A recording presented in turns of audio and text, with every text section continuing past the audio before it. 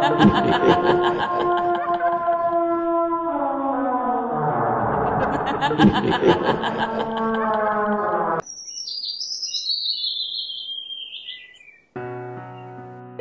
कहानी बहुत ही पुरानी है। सूरजपुर एक गांव था जहां सभी लोग एक दूसरे से मिलजुल कर रहते थे।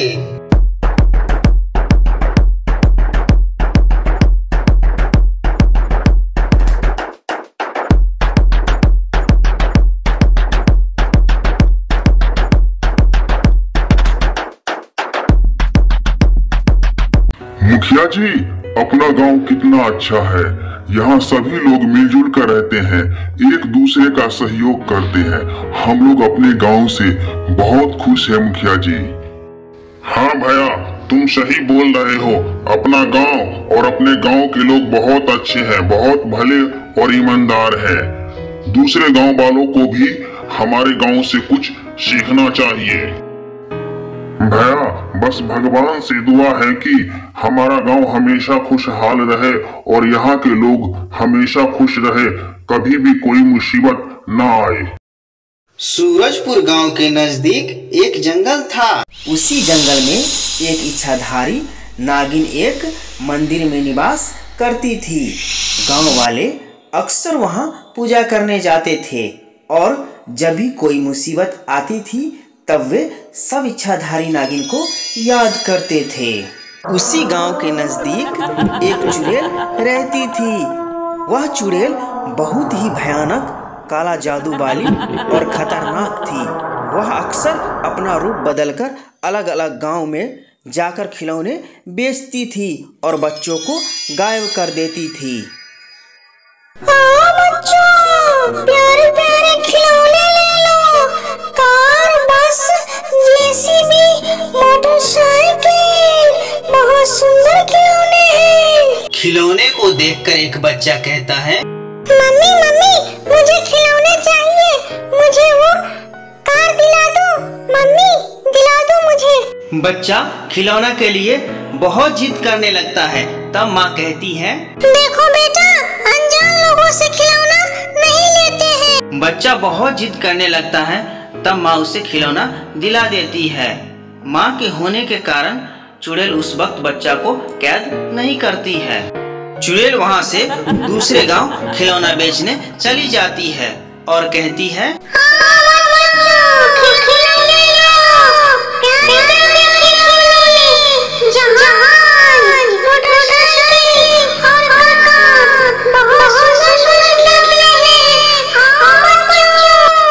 जैसे ही बच्चे खिलौने लेने आते हैं वैसे ही चुड़ैल एक औरत का रूप धारण कर लेती है। आंटी आंटी, हमें जेसीबी लेने हैं। ये खिलौने कितने के हैं? चुड़ैल बच्चे को अकेला देखकर उसे कैद कर लेती है। इस तरह से चुड़ैल गांव-गांव घूमकर बहुत सारे खिलौने बेच देती है। किसी बच्चे को बस, किसी को कार, किसी को हवाई जहाज। चुड़ैल खिलौने बेचने के बाद वापस अपने घर लौट जाती है। वह बहुत सारे बच्चों को कैद भी कर लेती है और जिन बच्चों को कैद नहीं कर पाती है, आज तो मैंने बहुत सारे खिलौने बेचे हैं। अब मैं सभी बच्चों को अपने पास बुलाऊंगी, फिर उसे मार डालूंगी। मेरे प्यारे खिलौने, मेरे पास आ जाओ। सभी बच्चों को मेरे पास ले आओ।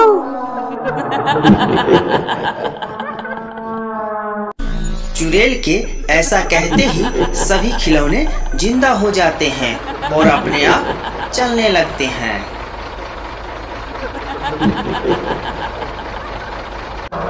चुड़ैल अपनी जादुई शक्ति से बच्चों को अपने वश में कर लेती है और जिन जिन बच्चों ने वह खिलौने खरीदे थे, खिलौने के साथ वो भी चलने लगते हैं। खिलौने धीरे धीरे बच्चों को चुड़ैल के पास ले जाती है। बच्चों को देखकर चुड़ैल बहुत खुश हो जाती है और कहती है,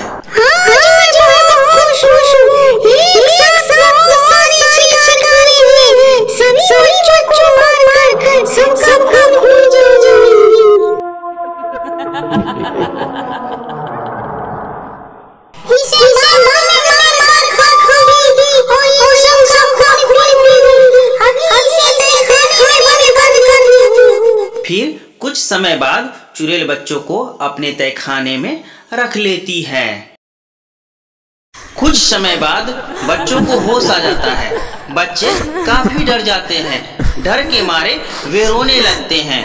बच्चों को रोता हुआ देखकर चुड़ैल को बहुत खुशी होती है। फिर वो बच्चों को और डराती है। तुम लोग में से कोई भी यहाँ से निकल नहीं जा सकती। अब तुम लोग मेरा बंधन हो। अब तुम लोगों को मैं खा जाऊंगी।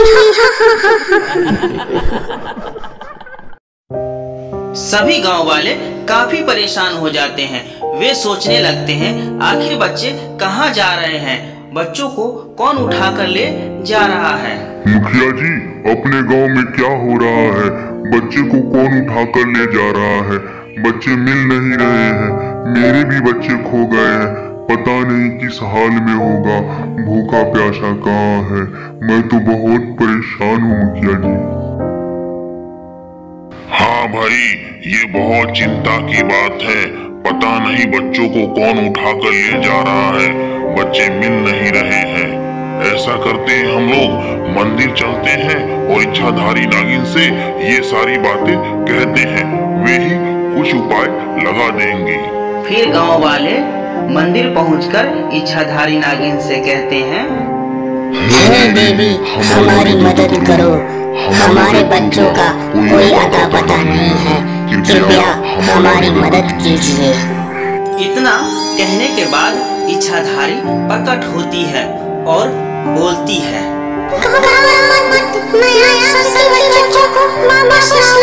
फिर इच्छाधारी अपनी नागमणि से बच्चों का पता लगाती है और गांव वालों से बोलती है, जो औरत गांव में खिलौने बेचने आई थी, उसी ने सभी बच्चों को गाया है। वे वास्तव में एक चुड़ैल है। फिर इतने में नागिन उन बच्चों को लाने के लिए चली जाती है। फिर कुछ समय बाद चुड़ैल के पास पहुंच जाती है।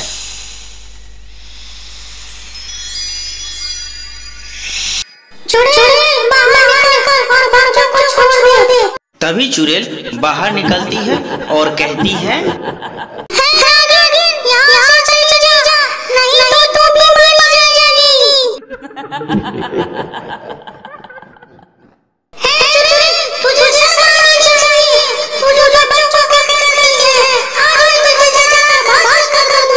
दोनों के बीच भयानक युद्ध होने लगता है।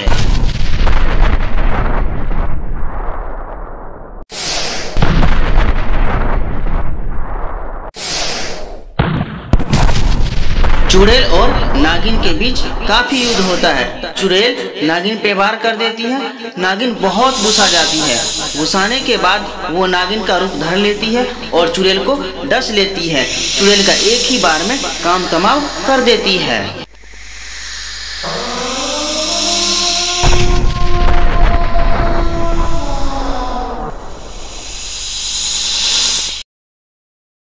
नागिन चुड़ैल को मारने के बाद उसी तहखाने में जाती है जहां बच्चे कैद थे। इच्छाधारी नागिन बच्चों को छुड़ाकर गांव वाले के पास ले जाते हैं। गांव वाले बच्चों को देखकर बहुत खुश हो जाते हैं। बहुत बहुत धन्यवाद देवी आपका। आपने आज हमारे बच्चों की जान बचा ली। फिर कुछ समय बाद इच्छाधारी नागिन मंदिर में वापस चली जाती है।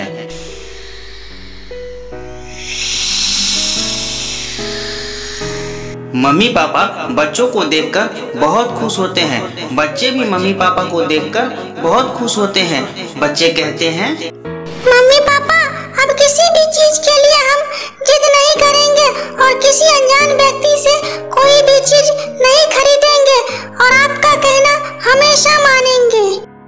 दोस्तों, आपको यह कहानी अच्छी लगी हो और इस तरह की अच्छी अच्छी कहानियाँ देखनी है तो इस चैनल को सब्सक्राइब जरूर कर लें। साथ ही बेल आइकन को प्रेस कर लें ताकि आपको नया नया नोटिफिकेशन मिलता रहे। धन्यवाद दोस्तों।